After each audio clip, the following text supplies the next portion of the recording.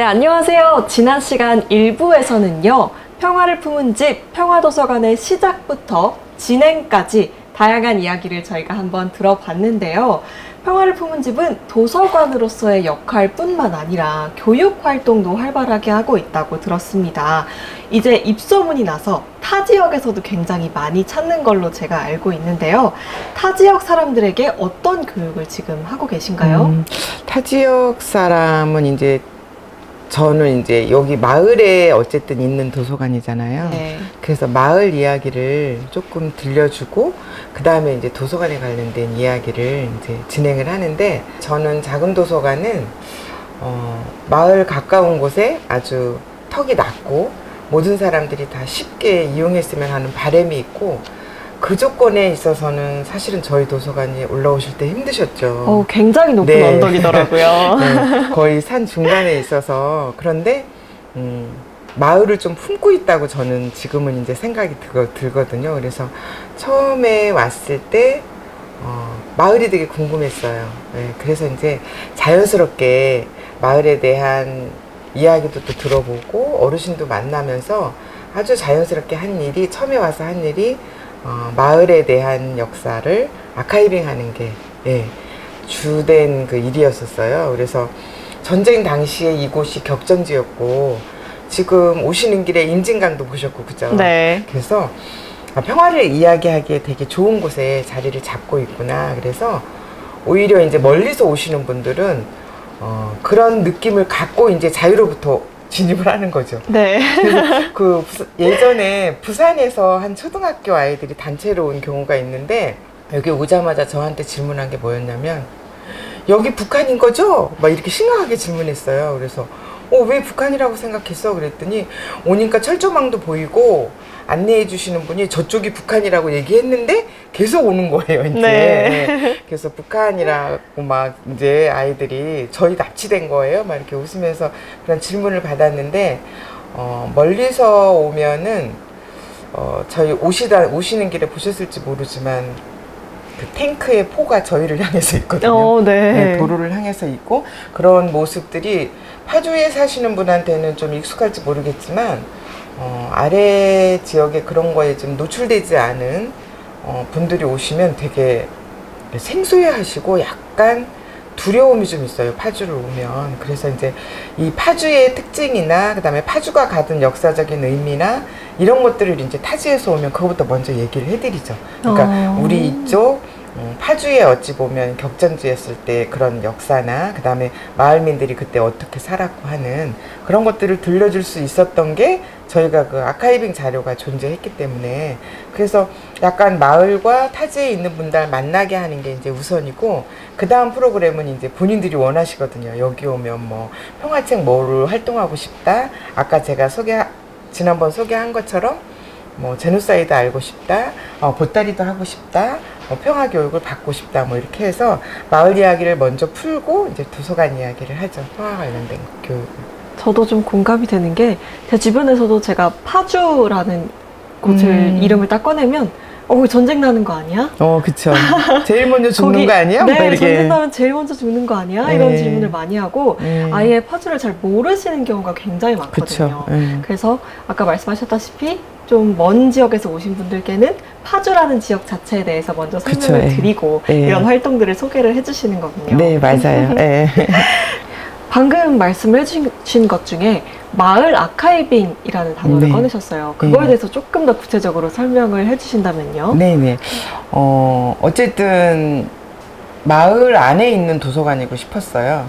마을민들도 좀 저희가 평화를 품은 집이잖아요. 그래서 품고 싶은 생각도 있었는데, 의외로 여기가 저희가 도서관 터전을 잡고 어르신들 얘기를 들어보니까 마을 이야기들이 너무 귀한 이야기였고, 저는 학교 교육을 받는 도중에 미군 부대가 주둔해서 그 지역 주민들이 어떻게 살았는지는 지금 이 나이에 처음 알았거든요. 네. 그래서 전쟁이 끝나고 미군 부대가 이 파주 곳곳에 진짜 마을민들이 살고 있던 마을을 통째로 옮기기도 하고, 그러면서 어쨌든 미군 부대가 자리를 잡았다는 이야기도 듣고, 미군 부대 때 그냥 우리 어떤 주민들의 일상은 어떠했는지 그런 이야기를 좀 듣게 됐어요. 그래서 되게 놀라운 이야기인데, 지금 저희 마을에 사실은 가구 수가 몇 안 되지만 여기에 미군 부대가 주둔할 그 당시에 그 이제 미군 위안부라고 얘기하죠. 예전에는 막 어른들이 양색신이 막 이런 얘기 썼거든요.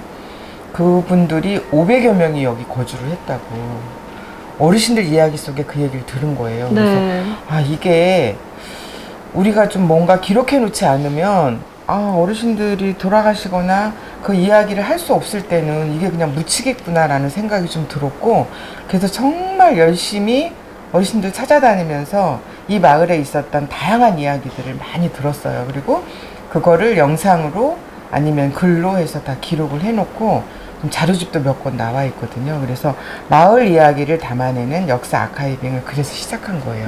그리고 그만한 가치가 있겠다라고 판단이 돼서 정말 열심히 했어요.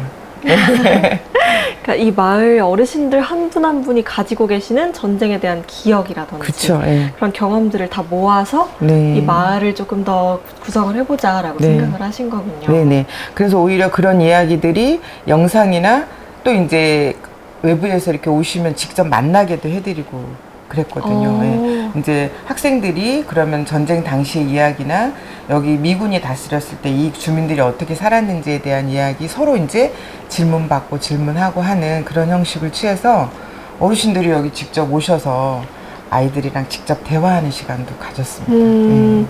그렇게 직접 좀 어르신분들과 어떻게 보면 우리 어린 학생들이 또 그쵸. 만나는 시간을 마련을 해주셨다니까 또 뜻깊으셨을 것 같아요. 네네. 제가 이 이야기 하니까 저희는 여기 인근에 파평초등학교가 있어요. 네. 파평초등학교하고는 지금도 이제 인연이 깊은데 1학년부터 6학년 전 학년을 매해년 거의 10년 동안 평화교육을 여기 와서 시키고 이제 그런 프로그램이 아예 네. 있어서 10년간 지금 지속적으로 하고 있거든요. 근데 한 해에 저희는 초등학교 이제 프로그램은 그 담임 선생님이랑 막 이야기를 해요. 이러이러한 프로그램이 있는데 막 이런 거 어떻게 생각하시냐 그러면서 이제 학교 선생님들이랑 같이 의논해서 프로그램을 만드는데 한 해에 3학년이 우리 마을 이야기가 들어있다고 하시더라고요.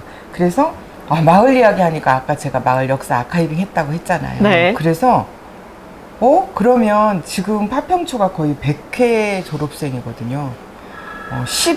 16회, 뭐 12회 졸업생 어르신이 계신 거예요. 그래서 네. 파평초등학교 선배와 함께 하는 이야기, 그래서 그 자리를 마련을 해줬어요. 그리고 3학년 교실에 가서 그때 그 당시에 두 어르신을 모시고 이제 학교에 가서 선배와의 대화를 한 40분 넘게 한 적이 있거든요. 그때 너무 재밌었어요. 네, 그 어르신은 나는 일제시대 때 초등학교를 다녔대요. 네. 그래서 초등학교를 다녔는데 학교를 졸업하고 뭐를 할 때는 이제 해방이 된 거예요. 근데 한글을 배우질 않았대요.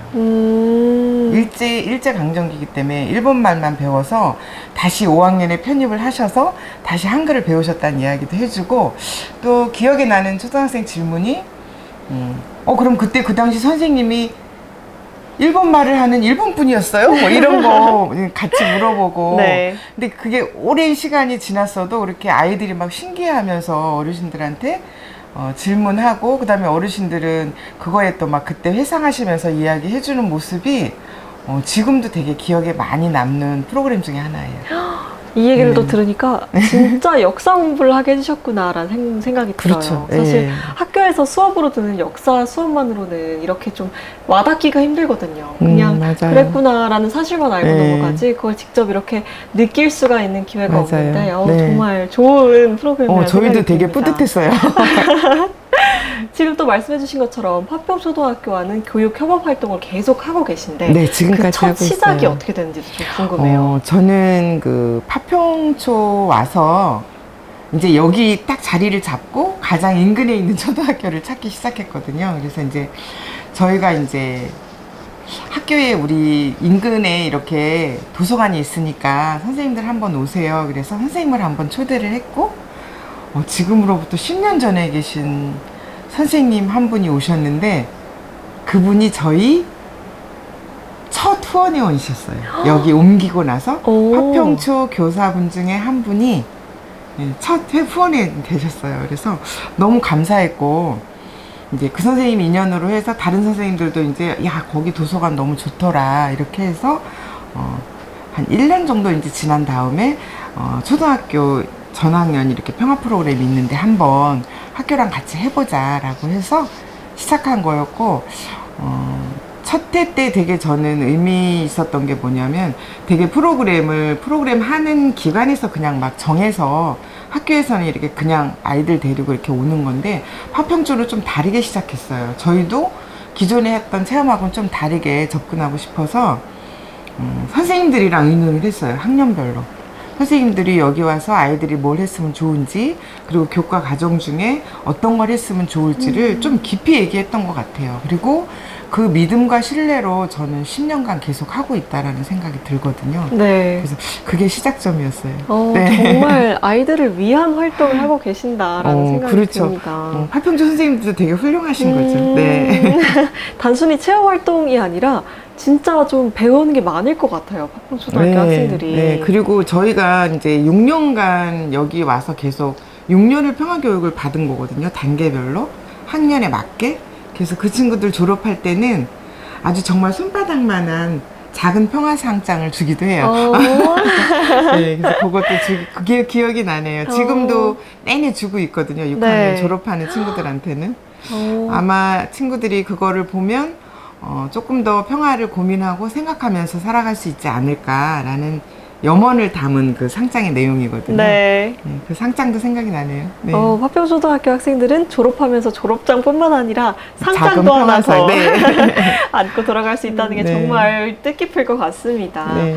이렇게 여러 프로그램들 또 말고요. 평화를 품은 집 옆에 마을 커뮤니티 센터가 새롭게 네네. 세워졌던데요. 예, 예. 되게 작지만 어느 정도 또 규모를 갖췄다고 들었습니다. 네네. 전국의 수많은 작은 도서관들이 어려움을 겪고 있는 걸로 제가 알고 있는데 혹시 뜻있는 독지가의 후원이 있었나요? 아니요. 근데 제가 한 20년 전에 그 작은 공동체 마을을 하면서 이제 한 50상 넘게 만난 것 같아요. 그러면서 이제 도서관 만들기 전에 여기가 어쨌든 공동체 마을을 만들려고 고민하면서 사람들을 만났는데 뜻이 있으신 분은 그냥 정말 생각은 엄청 많으신데 돈이 없고 돈이 많으신 분은 또 다른 생각, 더 좋은 생각을 품고 계시더라고요. 그래서 네. 여기 이제 마을 커뮤니티도 아까 그 마을 역사 아카이빙을 제가 시작했다고 했잖아요. 그래서 아카이빙을 시작하면서 마을을 알고 나니까 마을의 한 분 한 분들이 더 소중해졌고 그리고 마을에 있는 어떤 자원들이 눈에 보이기 시작한 거죠. 자연의 생태, 뭐 벚꽃이라든가 벚꽃을 저희 그 전 이장님이 한 20년 전에 이 길 따라서 한 3km, 4km 정도 될걸요? 네. 그 벚꽃을 심어 놓으셨대요. 오. 근데 그게 벌써 10년이 넘었다고 얘기하셔서 그 벚꽃이 너무 아름다운 거예요. 바빠서 뭐 여의도 벚꽃 놓치고 진해 벚꽃 놓치고 그러면 마지막 라스트로 벚꽃 축제를 그러면 우리 여기 파평면 두포리에서 해보자 네. 라고 해서 이제 마을 분들이랑 함께 이제 그런 프로그램을 만들기 시작한 게 아마 센터까지 지금 평화센터까지 연결할 수 있지 않았을까 라는 생각이 좀 들어요. 그래서 네. 도서관이 생기고 하나둘 마을민들 관심을 갖고 또 그런 마을의 역사 아카이빙을 시작하면서 더 가까워지고 마을을 이해하기 시작했고 또 마을에 있는 풍부한 자원을 또 파주 시민과 전국에 있는 또 사람들하고 같이 나누는 그런 행사를 기획하면서 여기 평화센터는 자연스럽게 만들어지는 동기가 됐던 것 같고요. 물론 파주시의 도움과 저거는 행안부 사업으로 저희가 지원 신청을 해서 지원을 받아서 짓게 된 건물입니다. 좀 들으면 들을수록 단순히 도서관에서 그치는 게 아니라 그쵸? 이 마을 전체를 조금 네. 하나로 묶어서 더 좋게 만들고자 하시는 것 같아서 네. 너무 좋은 것 같아요. 좀 마을에 이렇게 청년이 찾아왔으면 청년이 나갔던 청년들이 다시 돌아와서 이 마을이 조금 더 활기차고 그다음에 살기 좋은 마을로 만드는 미래를 저희는 지금 그리고 있거든요. 그게 실현이 될지 안 될지는 모르겠지만 된다라는 희망을 갖고 열심히 도서관 운영하면서 마을 일도 함께 하고 있어요. 네. 저도 여기 차를 타고 오면서 여기가 마지막 벚꽃 축제를 즐길 수 있는 곳이다라는 네, 말이 들어서 맞아요. 아, 내년엔 꼭 다시 한번 와야겠다라는 벚꽃 생각이 축제 때 꼭 들거든요. 오세요. 네. 여러분들도 꼭 찾아주시길 바랍니다. 네, 네. 자, 그럼 정말 제가 이제 마지막 질문을 드릴 건데요. 평화를 품은 집에서 생각하시는 평화 교육이란 무엇일까요? 저는 평화 교육은 사실은 교육을 시킨다고 표현하면 안 될 것 같아요. 저희는 이제 교육 자체도 아까 스스로 본인이 주제를 좀 찾아가면서 정리하고 서로 이야기 나누고 한다고 얘기 드렸잖아요. 그래서 저는 평화도 마찬가지 맥락이라고 봐요. 그래서 평화는 스스로 찾아가는 거고 그 평화를 이루기 위해서 교육 활동을 진행을 하고 있지만 그 교육 자체도 스스로 할 수 있는, 스스로 찾을 수 있어야 된다고 생각을 해요. 그래서 그 스스로 찾아가는데 저희는 약간의 도움을 주는, 네, 도움을 주는 그런 곳이라 아까 책보따리 자체도 사실은 누군가 가르침을 받는 게 아니라 그냥 이렇게 모인 사람들끼리 스스로 읽고 스스로 하다 보면 환경도 고민하게 되고 밀양에 있는 송전탑도 고민하게 되고 그 다음에 인권의 사각지대에 놓인 다양한 사람들의 일상도 보게 되는 그래서 찾아지는 거라는 생각을 좀 하거든요. 그래서 평화교육은 우리가 시키는 게 아니라 스스로 찾아가는 것이다 라고 생각을 하고 있습니다. 그리고 저 역시도 매일매일 어떻게 하면 평화를 찾을 수 있을까 고민하면서 저도 찾아가고 있는 사람 중에 하나입니다. 네. 여전히 같이 찾아가고 네, 계시는군요. 네. 예, 예. 평화는 배우는 것이 아니라 찾아가는 것이다 네, 라는 네, 말씀을 끝으로 오늘 저희는 여기까지 인사드리도록 하겠습니다. 네. 오늘 말씀 정말 감사합니다. 네. 자, 나의 평화가 모여드는 이곳, 평화를 품은 집이 우리를 위한 평화를 잇는 곳으로 계속 남아주길 바라봅니다. 지금까지 파주시민의 TV 노지민이었습니다.